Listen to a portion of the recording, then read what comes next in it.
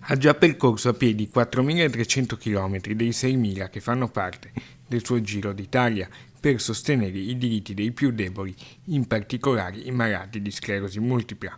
L'impresa di Marco Togni, 37 anni ingegnere, volontario AISM, partito da Genova lo scorso 17 marzo, è arrivata a Venezia.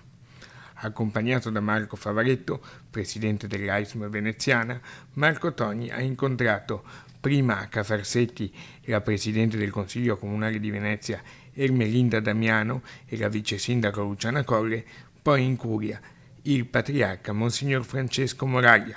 Obiettivo dell'incontro: far sottoscrivere una carta dei diritti per i malati di sclerosi multipla. Questa è la fotografia della sclerosi multipla in Italia e nel mondo e quello che è lo stato d'avanzamento rispetto all'agenda 2020, per cercare di capire come si è rispetto a quello che si era definito nel 2014.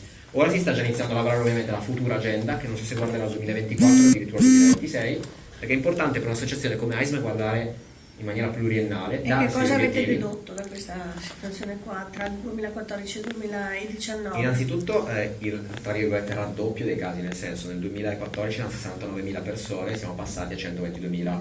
Toccanti molte testimonianze dei malati. La patologia è venuta a farmi visita nel 2006, però fino al 2010 io sentivo che c'era, però più di tanti fastidi non me ne dava, nel senso sentivo che dovevo oliare un po' le ginocchia, dovevo oliare un po' l'arto destro in modo particolare, però fino al 2010 mi ha lasciato vivere. C'è comunque sempre la voglia di combattere nonostante le difficoltà. A me piace ripetere che nella sfortuna di avere questa fastidiosa compagna di viaggio, io mi ritengo fortunatissimo perché intanto parlo ancora, utilizzo ancora gli arti superiori e la gamba sinistra c'è e non c'è, però tutto sommato dai, poteva andarmi peggio.